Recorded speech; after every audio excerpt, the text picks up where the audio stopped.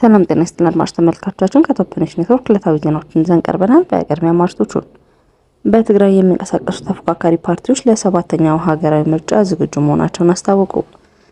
የገንዘብ ሚኒስቴር በነፃ ንግድ ቀጠናዎች ለሚሰማሩ ባለሀብቶች የታክስ ማበረታቻን ፈቀደ። የኢሚግሬሽንና ዜግነት አገልግሎት ድርጅት 1.1 ሚሊዮን በላይ ፓስፖርቶች እንደሰጠ አሳወቀ።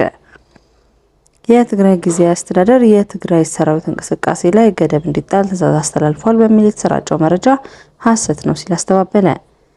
የኢጋድ መልእክተኛ የሱዳን ቀውስ ዓለም አቀፋዊ መልክን ይዟል ሲል አሳወቀ።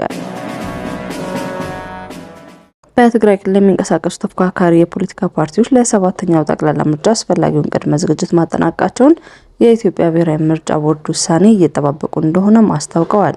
ቦርዱ በበኩሉ በክልሉ ምርጫውን ለማካሄድ የሚያስፈልጉ መረጃዎች እስኪቀርቡ ለጊዜያዊ አስተዳደሩ ጥያቄ ቢያቀርብም እስካሁን ምላሽ አለማግኘቱን አሳወቀ። የዲሞክራሲ ስምረት ትግራይ ፓርቲ ቃል አቀባይ አቶ ሀለፎም ምርእ ፓርቲያቸው በምርጫ ለመሳተፍ የሚያስችለውን የውስጥ ስራዎችን ማጠናቀቁን አረጋግጠዋል። ሂደቱ ወደ ተግባር እንዲሸጋገር ግን የብሔራዊ ምርጫ ቦርድ የሚሰጠውን ይሁንታ የመንግስትን ውሳኔ በመጠባበቅ ላይ እንደሚገኙ ጠቁመዋል። በተመሳሳይም የሳልሳይ ወያኔ ትግራይ የህዝብ ግንኙነት ኃላፊ አቶ ብርሃን አጽባ በኩላቸው በክልሉ ለመወዳደር እንደ ፓርቲ የሚጠበቅባቸውን ቅድመ ሁኔታዎች ማጠናቀቃቸውን ገልጸዋል። ፓርቲያቸው የምርጫ ቦርድን ውሳኔ እየተጠባበቀ መሆኑን ተናግረዋል። የኢትዮጵያ ብሔራዊ ምርጫ ቦርድ ሰብሳቢ መላእክተወርቅ ኃይሉ በጉዳዩ ላይ በሰጡት መግለጫ ቦርዱ በክልሉ ምርጫውን ለማካሄድ እንዲያስችለው ለጊዜያዊ አስተዳደሩ አስፈላጊ የሆኑ መረጃዎችን በተደጋጋሚ ሲጠይቅ መቆየቱን አስታውሰዋል። ቦርዱ ከቀረበባቸው ጥያቄዎች መካከል የምርጫ ጣቢያዎችን ማቋቋም፣ የምርጫ ክልሎችን መለየት፣ አስፈጻሚዎችን መመልመል፣ የተፈናቃዮችን ትክክለኛ ቁጥር ማወቅና ወቅታዊ የጸጥታ ሁኔታ ሪፖርቶችን ማግኘት ይገኙበታል። ይሁን እንጂ ቦርዱ እስካሁን ድረስ ከጊዜያዊ አስተዳደሩ ለእነዚህ ጥያቄዎች ምንም አይነት ምላሽ እንዳላገኘ ሰብሳቢዋ ገልጸዋል። ምርጫው ስለሚካሄድበት ትክክለኛ ጊዜ ቦርዱ እስካሁን የወሰነው ነገር ባይኖርም አስፈላጊው ምቹ ሁኔታዎች እስከተሟሉ ድረስ ተግባሩን ለማከናወን ዝግጁ መሆኑን ቦርዱ አስታውቋል።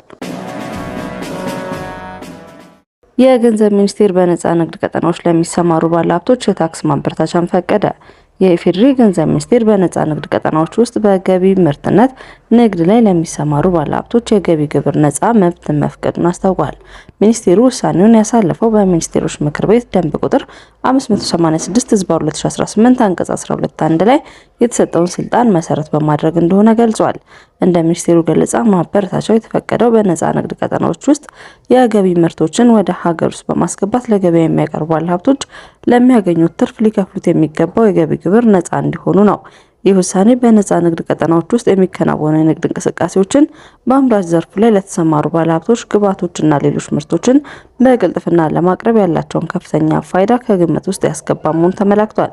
ሚኒስቴሩ አክሎም በነፃ ንግድ ቀጠናዎች ውስጥ የሚሰማሩ አስመጪዎች ለሚያቀርቧቸው ምርቶችና ለሚሰጧቸው አገልግሎቶች የሚጠበቅባቸውን ግብር በማንሳት የንግድ ስርዓቱ እንዲሳለጥና የምርት አቅርቦት እስኪጠናከር ለማድረግ ያለመ መሆኑን ገልጿል።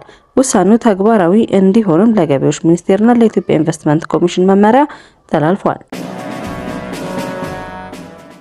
በ2018 በጀት ዓመት ባለፉት 9 ወራት ከ1.1 ሚሊዮን በላይ ፓስፖርቶችን ለዜጎች ተሰጥቷል ተባለ። የአገልግሎቱ ዋና ዳይሬክተር ሰላማዊት ዳዊት እንዳሉት ተቋሙ በመደበኛና አስቸኳይ ፓስፖርት፣ የቪዛና የትውልደ ኢትዮጵያን መታወቂያ አገልግሎት ለደንበኞች እየሰጠ ነው። በተጨማሪም በአየርና የብስ ድንበር ቁጥጥርና ሌሎችም አገልግሎቶች ላይ ስኬታማ ስራዎች እየተከናወነ መሆኑን ተናግረዋል። ባለፉት 9 ወራት ከ1.1 ሚሊዮን በላይ ፓስፖርቶችን ለዜጎች መስጠት እንደተቻለ መጥቀሳቸውን የአገልግሎቱ የኮሚኒኬሽን ዳይሬክተር አቶ አምቦ መቃሳ ተናግረዋል። በሌላ በኩል 824951 ቪዛና 29000 የትውልደ ኢትዮጵያን መታወቂያ መስጠቱን አስታውቀዋል። በአየርና በየብስ ድንበር ዓለም አቀፍ ደረጃዎችን በጠበቀ መልኩ በጉዞ ሰነድ ከ5.4 ሚሊዮን በላይ ገቢና ወጪ መንገደኞች አገልግሎት ሰጥቷል ብለዋል። በህገወጥ መንገድ አስቸኳይ ፓስፖርት የሚሞሉ በህገወጥ ደላሎችና የተቋሙን ስም ባሉታዊ መንገድ እንዲነሳ ያደረጉ 21 ግለሰቦች በቁጥጥር ስር ውለው ምርመራ እየተደረገባቸው እንደሚገኝ ጠቅሰዋል።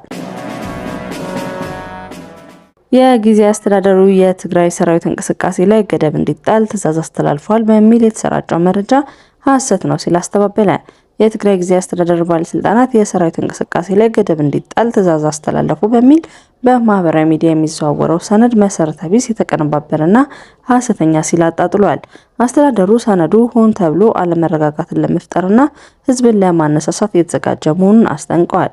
ጊዜያዊ አስተዳደሩ ባወጣው መግለጫ ለአስተዳደሩ ተሰጥቶ የተሰጠው ደብዳቤ መሰረተ ቢስ፣ ፈጠራና የተለመደ የማጭበርበር ድርጊት ነው ብሏል። ይህ ማስተባበያ የወጣው በትግራይ ክልል ውስጥ የአመራር መከፋፈል፣ የመፈንቅለ መንግስት ዝግጅት እንዲሁም በወታደራዊ መዋቅሮችና በመገናኛ ብዙሃኖች ላይ ያነጣጠረ መመሪያዎችን የያዘ ሰነድ በስፋት እየተሰራጨ መሆኑን ተከትሎ ነው። የኢጋድ መልእክተኛ የሱዳን ቀውስ ዓለም አቀፋዊ መልክ ይዟል፣ የበርሊን ጉባኤ እርዳታ ለማሰባሰብ ውጥረቱን ለማርገብ ይረዳል ብለዋል። 5 የተለያዩ አካላትን ያቀፈና የበርሊን ጉባኤ የሲቪል ሂደትን የሚከታተል ስብስብ የሱዳን ቀውስ ከሀገር ድንበር ተሻግሮ ዓለም አቀፋዊ መልክ መያዙን በተለይም ከዓለም አቀፍ ሰብአዊ ሕግጋት አኳያ መላውን የዓለም ሕብረተሰብ እየነካ መሆኑን አስታውቋል።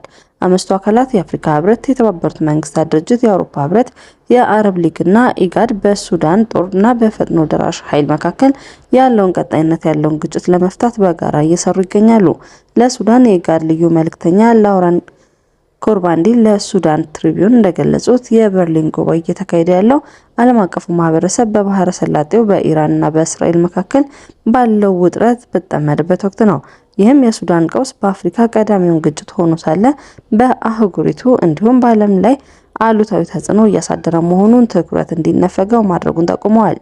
ኮርባንዲን አጽንኦት ሰጥተው እንደተናገሩት የበርሊን ጉባኤ ስለ ሰብአዊ ሁኔታው ለመመካከርና ውጥረቱን ለማርገብ የተቀመጠውን ቀዳሚ ግብ ፖለቲካዊ ድጋፍ ለማሰባሰብ ከሚያካሄዱት ተከታታይ ዓለም አቀፍ ስብሰባዎች መካከል አንዱ ነው።